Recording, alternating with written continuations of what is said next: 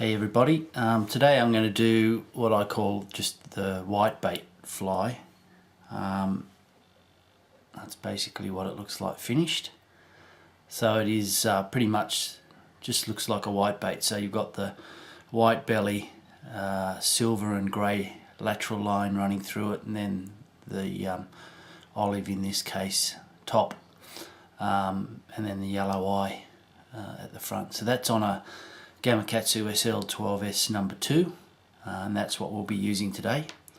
The thread I'm using is just plain mono thread, so it goes transparent when the epoxy goes over the top. Unique hair, so this is the grey. I'm going to use white as the bottom, grey as the lateral line with some silver flash through it, and then tan over the top. The flash I'm using is just sparkle flash, in this case silver, and that's pretty much it. Obviously 3D eyes, and then whatever epoxy you use, whether it be clear goo, Loon, 5-minute epoxy, whatever epoxy you want to use.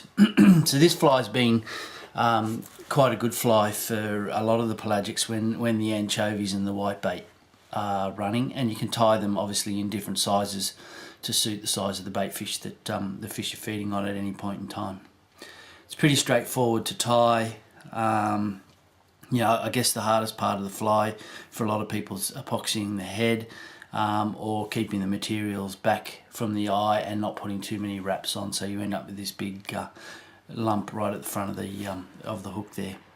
Alright, so let's get started. So the first step is to take some grey unique hair, and this is forming the lateral line. Now, one of the key things with this fly, and as with any fly, is not to overdress it. So if you pull that tie, it's probably less than half of the thickness of a matchstick. Okay, so that gives you some idea. Taper the ends before you tie it on. It just becomes so much easier than trying to trim the fly once it's finished.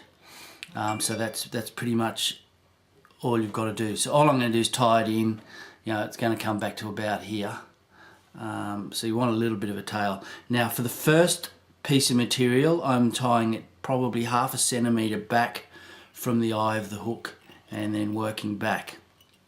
And the reason for that is we don't want too much bulk up at the eye of the hook, and we've still got obviously the white and the tan to tie in. So that's the reason I tie that far back. And it'll help push the other materials up a little bit as well. Okay. Alright, so that's that piece tied in. So the next bit is just to tie in some flash. Now use silver. You can use pearl, but silver, I think mimics the lateral line a lot better.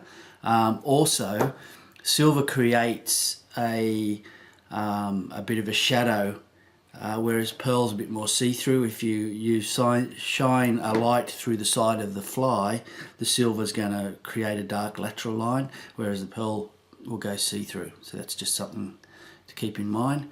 Alright, so same thing with this. I'm just going to line it up so it's in line with the end of that unique hair, and tie a couple of wraps on that, and then fold it back so it's in line. Now the idea too with the silver is to make sure you've got it on both sides, so it doesn't matter which side of the fly you look at, you can see the silver flash. Right. So you can see it that side and you can see it my side. Alright, so just neaten that up. Now at this point, if you want to, you could head cement that in. I don't find the need. You're going to epoxy that far back anyway, so the epoxy is going to soak in. Okay, so the next step, we turn it over and we get our white. Again, taper the edges. Now the trick here to get the shape you want is to tie the white in just short of the grey. Alright, so if you can see that, I'm going to tie it in short, and again that just gives you the tapered end that you want. If you do it and you tie it in the same length, it doesn't taper quite as well, so you don't get the bait fish profile that you really want. So tie it in just short,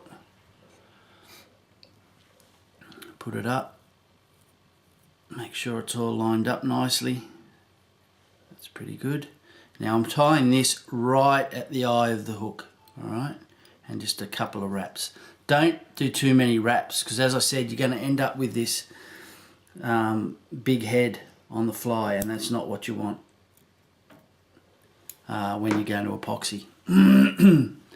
Alright, so we'll just tidy that up. Alright, so that's the white in.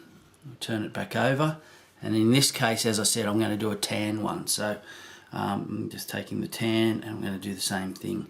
So again, just short of the grey, alright, like that.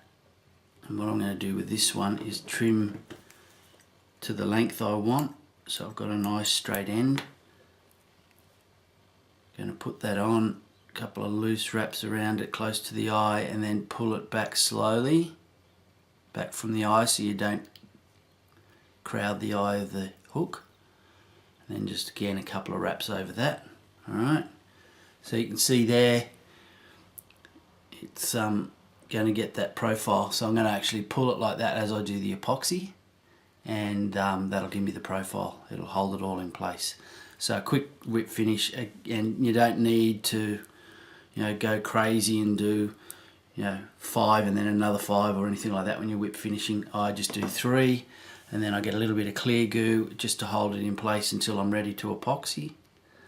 Alright, let that soak in for a second, and then smack it with the torch, and that's not going to come undone. That's it. Okay, so the next step, 3D eyes, and then we'll do the epoxy. Okay, so the eyes are on.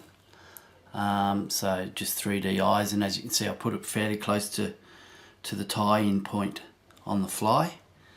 Okay, so what I'm going to do now is epoxy the head, and what I'm using is just clear goo, tack free. This is the brush on, but it'll work just as well with any of the epoxies, and just applying it with a toothpick or whatever you've got, the bodkin, whatever. And we're just going to build a head.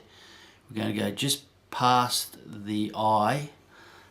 So we don't want to go too far back on the hook. You're just enough to hold the eye in place and hold the materials on.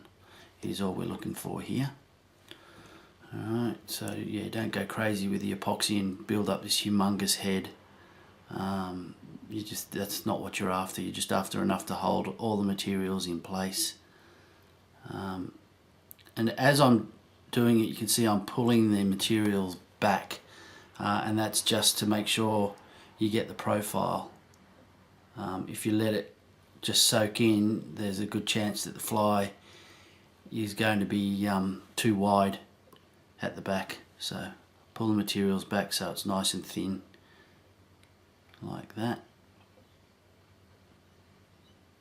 Yeah, let the epoxy soak in. That's the other thing. A lot of people hit it with the torch way too early. Let the epoxy soak in, and a way to help it soak in is to, you know, move the materials like that. I don't know if you can see that, but I think you can.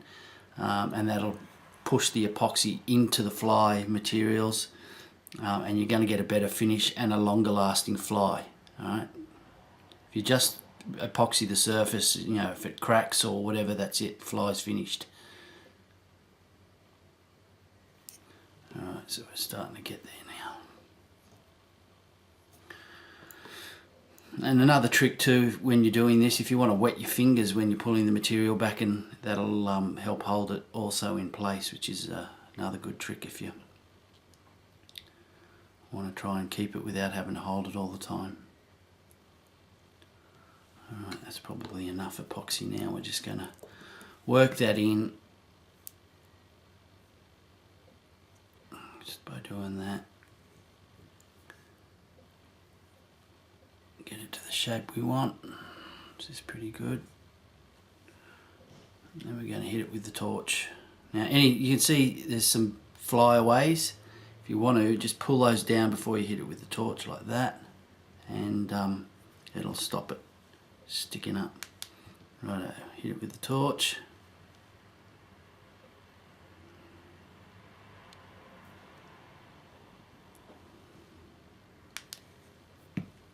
That's it, dry, tack free, ready to roll. That's it, that's all there is to that pattern. It's fairly straightforward. as I said, the hardest part probably for some people will be the getting the epoxy right. But that's it. You can see it has that natural taper, and that's by tapering the materials and doing the top and bottom materials shorter than the grey stripe, and that's the effect you're going to get, and that's what it'll look like basically in the water. The good thing about the Unique Hair is it just goes transparent. You can see where the epoxy is there, that it's pretty transparent. You can see my finger through there.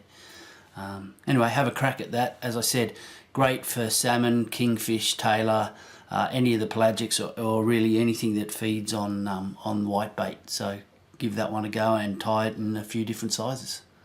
Thanks, guys.